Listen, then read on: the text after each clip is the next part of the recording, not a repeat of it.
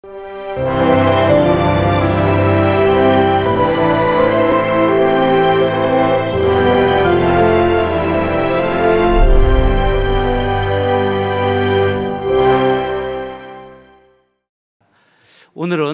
하나님의 열심이라는 제목으로 말씀을 전하고자 합니다. 어떤 사람이, 어떤 성도가 이런 말을 합니다. 목사님, 하나님은 우리 영혼 구원에 관심을 가지고 계시는데 우리의 삶의 문제에는 관심이 없는 것 같습니다. 이렇게 이야기합니다. 하나님은 나의 영적인 삶에 관심을 가지고 있는데 나의 삶의 문제에 대해서는 하나님이 관심이 없는 것 같습니다. 이렇게 말하는 것 맞을까요? 틀릴까요?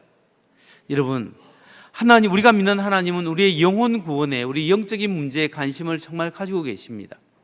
뿐만 아니라 하나님은 우리의 삶의 문제도 관심을 가지고 계십니다. 왜냐하면 우리의 삶은, 우리의 영과 육은 함께 통전적으로 연결되어 있기 때문에 삶의 문제가 영혼의 문제가 되고 영혼의 문제가 우리의 삶의 문제가 되어서 함께 묶어져 있기 때문에 하나님은 우리의 영혼과 우리의 삶, 우리의 영육, 혼의 문제에 다 관심을 가지고 계신다고 봐야 합니다. 그렇기 때문에 여러분, 우리 하나님은 우리 영혼의 잘됨에 대해서 관심을 가지고 계실 뿐만 아니라 우리의 삶이 하나님의 뜻 가운데 변화되기를 원하시고 여기에도 관심을 가지고 계십니다. 좀 더 적극적으로 말해서 하나님은 우리의 삶에 관심을 가지고 계시는데 그냥 관심을 가지고 계시는 게 아니라 아주 열정적으로 하나님이 열심을 가지고 우리의 삶의 문제에 대해서 관여하시고 관심을 가지고 계시고 인도하시고 이끌어가고 계신다는 것을 여러분 믿으시기 바랍니다. 이사야서 37장 32절에 보면 이런 말씀이 나옵니다. 이는 남은 자가 예루살렘에서 나오며 피하는 자가 시온산에서 나올 것임이라. 만군의 여호와의 열심히 이를 이루시리라. 만군의 여호와의 열심히 이를 이루신다. 이 말씀에 보면 하나님께서 하나님의 백성에게 최후의 승리를 안겨주실 것이다, 이렇게 말씀합니다.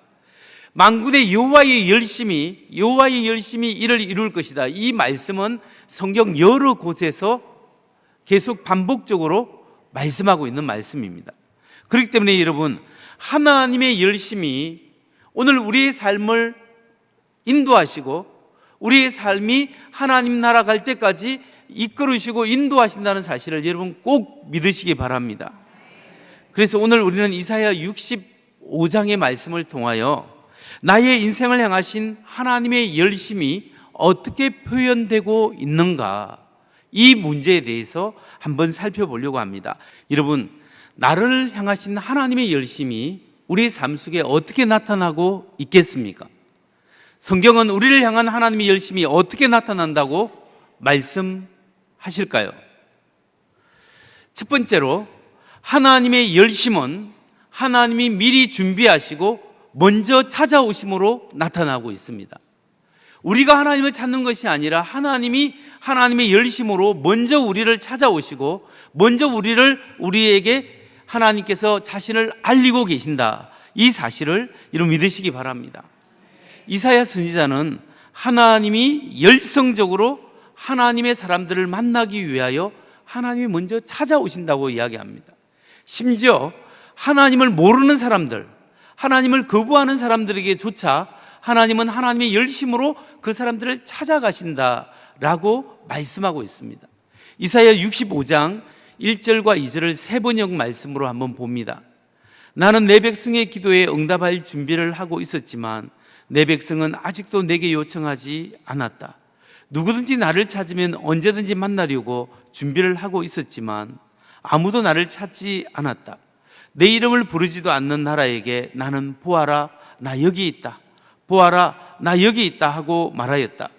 제멋대로 가며 악한 길로 가는 반역하는 저 백성을 맞이하려고 내가 종일 팔을 벌리고 있었다.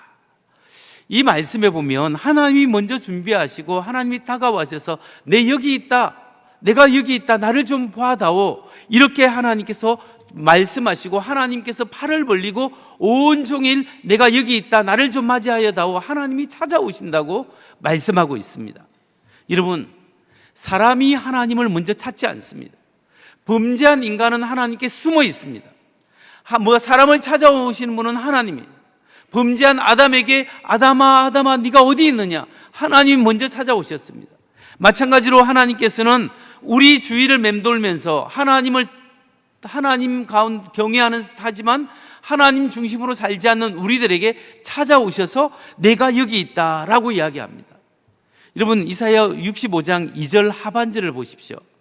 저 백성을 맞이하려고 내가 종일 팔을 벌리고 있었다.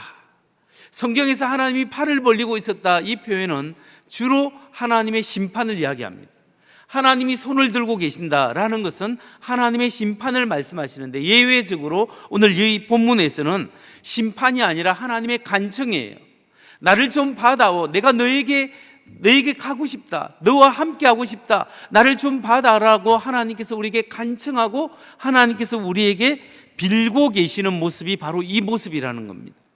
여러분, 하나님이 나를 찾기 전에, 내가 하나님을 찾기 전에 하나님께서 먼저 나를 찾아오십니다.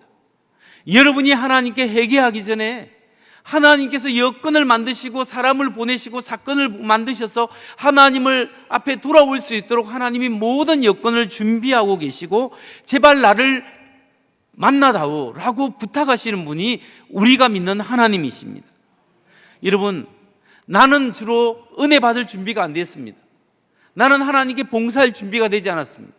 나는 하나님께 헌신할 준비가 되지 않았습니다. 심지어 나는 집사의 직분을 맡기도 부족합니다. 그것도 맡기가 너무 부담스럽습니다. 이렇게 말할 때가 있어요.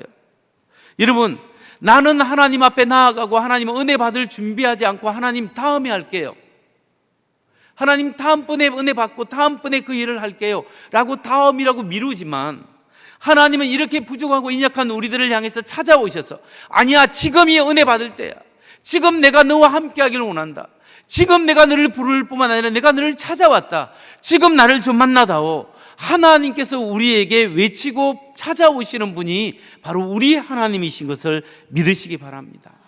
여러분, 하나님이 안타까운 마음으로 내가 너를 사랑하고 너가 스스로 나를 찾아온 것 같지만 사실은 내가 너를 불렀고 너의 무거운 짐들을 다 내게 맡겨라, 내가 너의 안식이 되고 내가 너의 삶의 기쁨이 되어주겠다, 하나님께서 다 엉뚱한 데서 너의 기쁨을 누리려고 하지 말고 바로 내가 여기 있다 라고 우리에게 말씀할 때, 여러분의 영적인 눈이 떼어져서 하나님 안에 거하고 하나님을 볼 수 있고 하나님의 말씀에 순종할 수 있는 여러분 되시기를 주의 이름으로 축원합니다. 두 번째로 우리가 살펴볼 문제가 있습니다. 그것은 두 번째, 하나님이 내게 먼저 찾아오실지라도 마음이 완고한 사람은 그 하나님의 은혜를 누릴 수 없고 거부한다는 사실을 여러분 생각해야 합니다. 마음이 겸손하지 않고 마음이 교만하고 완고한 사람은 하나님이 찾아와서 안겨주시는 구원과 축복을 경험할 수가 없다라는 거예요. 이사야 선지자는 하나님의 축복을 놓치는 것은 다름이 아니라 나의 인간의 완고한 마음이다, 이 사실을 우리에게 알려주고 있습니다. 이사야 65장 2절 말씀을 보겠습니다. 제멋대로 가며 악한 길로 가는 반역하는 저 백성을 맞이하려고 내가 종일 팔을 벌리고 있었다.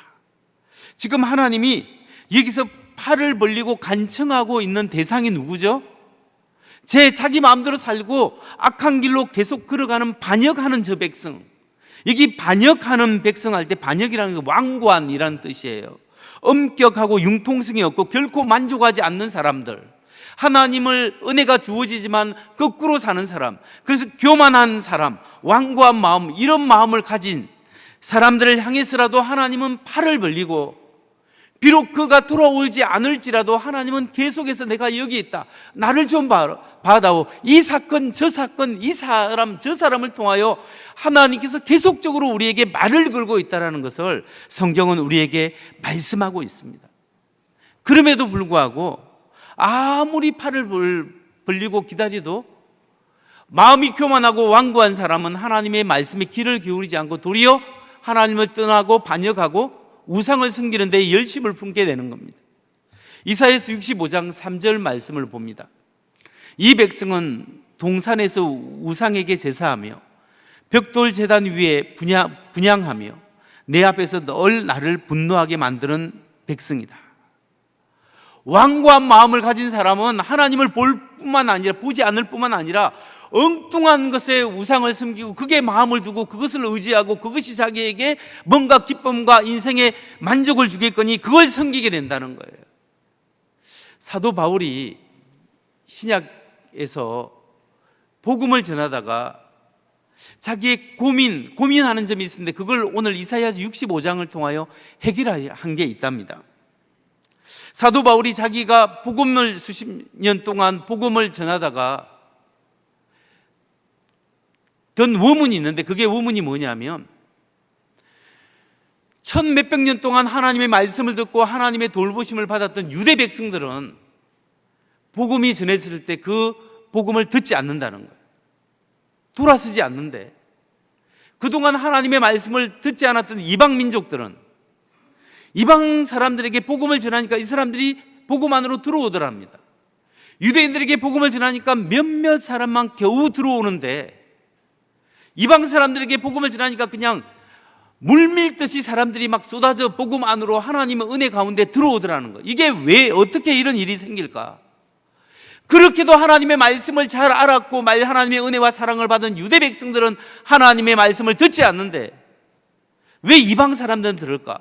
그리고 왜 유대인들은 하나님의 말씀을 듣지 않을까? 이게 바울의 의문이었습니다. 그런데 사도 바울이 그 해답을 어디서 깨달았냐면 이사야서 65장 1, 2절 오늘 읽었던 그 본문에서 그 해답을 깨닫고 그 하나님의 은혜와 영감으로 로마서를 쓸 때 로마서 10장 20절 21절에서 그 문제를 이야기합니다. 로마서 10장 20절 또한 이사야는 매우 담대하게 이렇게 말씀을 전하였습니다. 나를 찾지 않는 사람들을 내가 만나주고 나를 구하지 않는 사람들에게 내가 나타났다. 또한 이사야는 하나님께서 이스라엘을 보고 복종하지 않고 거역하는 백성에게 나는 온종일 내 손을 내밀었다 하신 말씀을 선포하였습니다. 사도 바울이 지금 이사야 65장 1, 2절을 인용하면서 말씀하고 있는데 그게 발견한 것이 뭐냐면 왜 유대인들이 복음 안으로 들어오지 않는가? 그 이유는 정보의 부족이 아니라는 거예요. 하나님이 알려주시고 하나님이 보여주고 하나님께서 복음을 전하지 않았기 때문에 그렇지 않다라는 거예요. 그 누구보다 더 많이 말씀을 듣고 더 누구보다 하나님의 말씀을 뵙고 하나님의 역사를 경험한 사람들이 유대인입니다. 그런데 이 사람들이 준비가 부족해서 하나님의 은혜 가운데 들어오는 것이 아니라 무슨 문제 때문에 하나님의 은혜 안으로 들어오지 못할까요? 그들의 문제는 바로 반역하는 마음, 완고한 마음 때문에 그렇다는 겁니다. 여러분, 그들이 교만한 마음을 가지고 마음이 굳어져 있고 마음이 하나님 앞에 돌처럼 굳은 사람은 아무리 하나님의 말씀이 그 속에 집중적으로 파고들고 이야기해도 듣지 않고 보지 않는다는 거예요. 안 보겠다는 거예요. 안 순종하지 않겠다라는 거예요. 여러분, 이렇게 마음이 하나님 앞에 교만하고 딱딱한 사람은 그 어떤 설교자가 어떤 선지자가 와서 말씀을 전해도 듣지 않습니다. 심지어 하나님의 아들이신 예수님이 오셔서 말씀을 전해도 듣지 않는 거예요.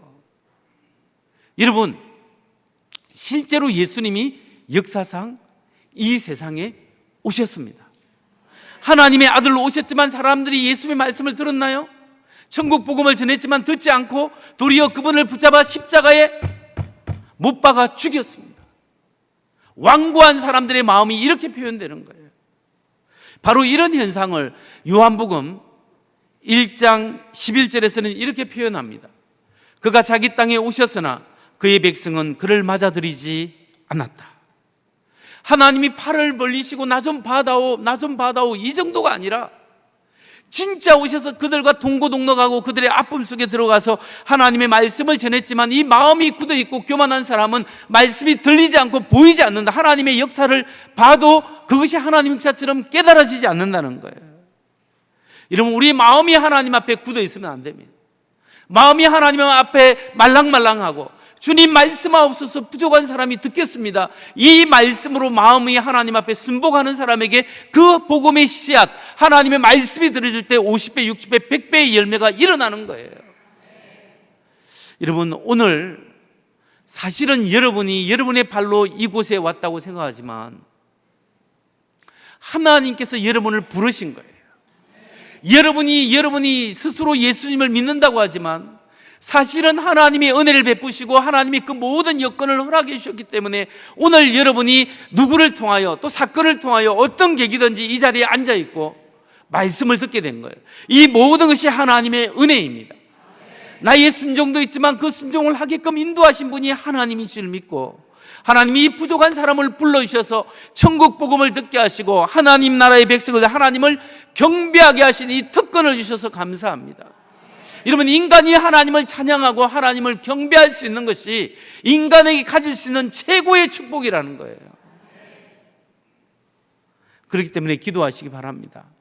주님, 나의 마음이 굳어지지 않게 하시고 나의 평생 하나님의 말씀에 순종할 수 있는 부드러운 마음을 주셔서 하나님 말씀하옵소서 내가 듣겠습니다.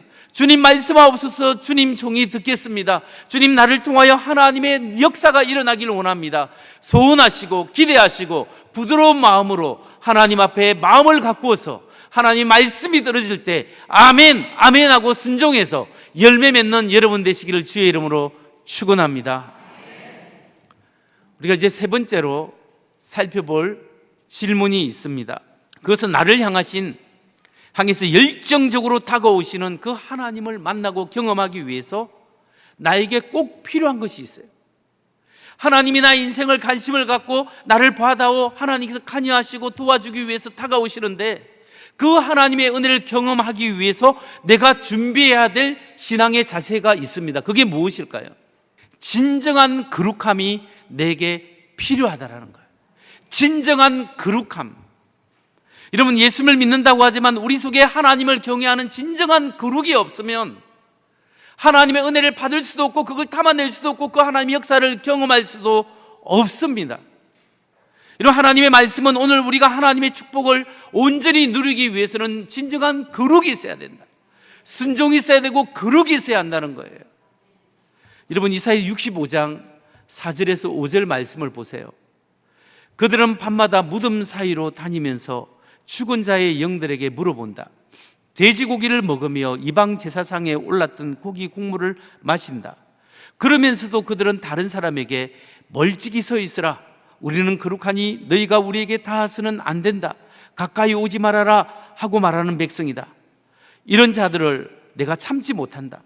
그들을 향한 나의 분노는 꺼지지 않는 불처럼 타오른다. 여러분, 이 말씀에 보면 이스라엘 백성이 하나님의 백성이라고 자부심을 가지고 하나님을 경외하면서도 동시에 우상을 섬깁니다. 우상에게 제사를 드리면서 동시에 자기들은 거룩하다고 생각합니다. 여러분, 65장 5절 앞부분 전반부를 보세요. 그러면서도 그들은 다른 사람에게 멀찍이 서 있으라. 우리는 거룩하니 너희가 우리에게 닿아서는 안 된다. 가까이 오지 말아라 하고 말하는 백성이다. 이게 뭡니까? 자기들이 하나님을 경외한다면서도 우상을 섬기고 있어요.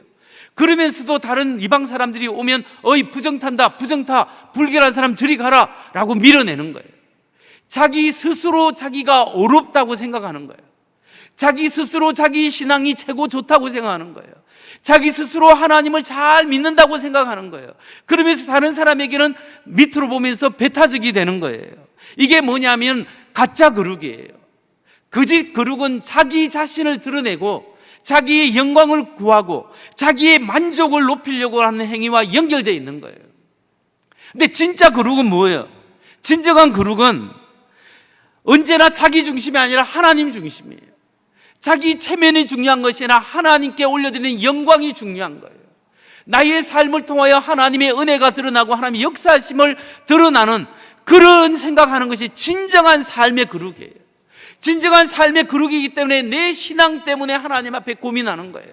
오늘도 하나님의 말씀대로 살아가지 못하는 나의 심령을 주님 불쌍히 여겨 주옵소서. 하나님 앞에 직분을 맡았고 수십 년 예수를 믿었는데 아직도 변화되지 않는 나의 모습이 있습니다. 주여 나를 불쌍히 여겨 주옵소서. 이 영적인 고민, 이 신앙의 고민이 있어야 한다는 거예요. 여러분, 오늘 우리가 진짜 거룩은 자기의 의를 드러내는 것이 아니라 진정한 거룩은 하나님의 말씀에 열려 있고 진정한 거룩은 하나님의 관계성 안에 사는 거예요.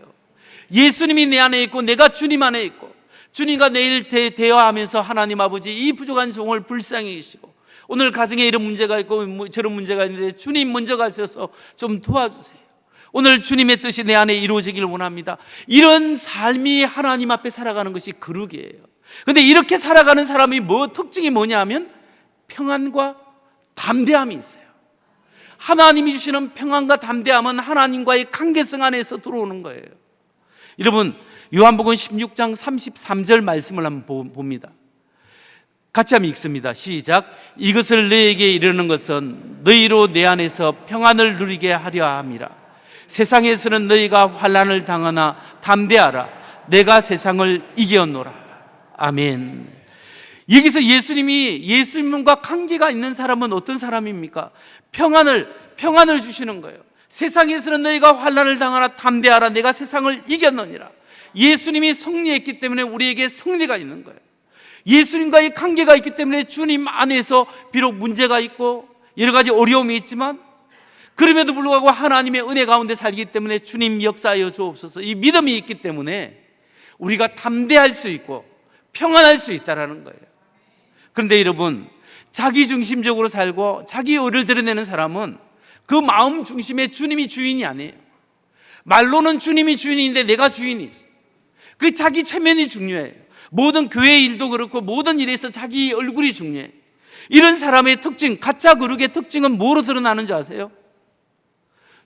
불안과 두려움으로 나타납니다. 여러분, 참된 하나님과 상관이 없는 사람, 자기가 주인 되어 살아가는 삶의 특징이 불안이에요. 어떤 특별한 대상이 나타나지 않아도 그냥 불안한 것, 하나님과의 관계성이 파괴된 사람, 그 사람의 인간의 실존의 특성들이 불안한 거예요. 불안한데 무슨 문제가 생기면 두려움과 공포가 몰려오는 거죠. 그러나 여러분, 좀 부족하고 연약하고 내가 좀 대단한 사람이 아닐지라도 하나님 은혜 가운데 살아가고 주님이 내 안에 계시고 하나님의 뜻 가운데 살아가는 사람은 하나님과의 관계가 있기 때문에 내가 주는 평안은 세상이 주는 것 같지 않다. 주님의 평안을 주시고 하나님이 주시는 예수 안에 있는 믿음 때문에 담대함이 있는 거예요. 내가 대단한 능력이 내게 있는 것이 아니라 하나님 때문에 평안이 있고 하나님 때문에 담대함이 있다라는 거예요. 그래서 여러분, 요한복음 16장 33절 말씀을 다시 한번 보겠습니다. 이것을 너희에게 이르는 것은 너희로 내 안에서 평안을 누리게 하려 함이라. 세상에서는 너희가 환난을 당하나 담대하라. 내가 세상을 이겨노라. 세상에서는 여러분 걱정이 있고 근심이 있고 미래에 불안하고 자녀들이 앞으로 어찌 될 것인가, 청년들은 앞으로 삶이 내가 어떻게 살아가야 할 것인가, 직장은 어떻게 하고 결혼은 어떻게 하고 인생은 어떻게 살아갈 것인가, 불안하고 염려할 것이 너무나 많아요. 그러나 여러분, 우리가 다시 한번 우리가 예수님이 승리하셨다는 사실을 기억해야 합니다. 사람들은 예수님을 잡아 십자가에 못 박혀 죽였지만 그분은 죽음을 이기시고 부활하셨습니다. 부활하셔서 성전하시고 성령을 우리에게 보내주셔서 오늘 성령의 은혜를 받게 하시는데, 그 주님은 승리하시기 때문에 궁극적으로 예수님의 승리가 우리의 승리예요. 예수님이 종국적으로 사탄 마귀를 붙잡아서 무저갱에 갇힐 뿐만 아니라 유황불에 던져버리고 완전히 멸망시키고 승리할 그날이 있습니다. 오늘 그날이 있기 때문에 오늘 우리에도 예수님의 승리가 나의 승리고 부활하신 주님이 성령을 통하여 나에게 함께하기 때문에 우리에게도 승리가 있을 줄 믿습니다.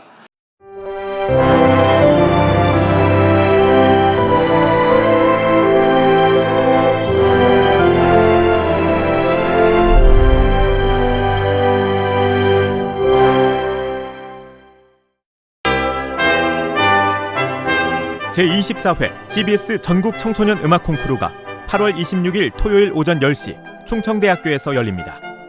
CBS 청소년 음악 콩쿠르는 초중 고등부로 나눠 피아노와 관악, 현악과 성악, 그리고 신설된 실용 보컬 등 5개 부문별로 재능을 겨루게 됩니다. 대상에는 문화체육관광부 장관상과 상금 300만 원이 주어지며 각 부문별 최우수상에는 100만 원씩의 상금이 지급됩니다. 참가 신청은 7월 17일부터 8월 18일까지고 자세한 사항은 CBS 콩쿠르 홈페이지를 참조하거나 충북 CBS 경영기획국으로 문의 바랍니다. 청소년 여러분의 많은 참가를 바랍니다.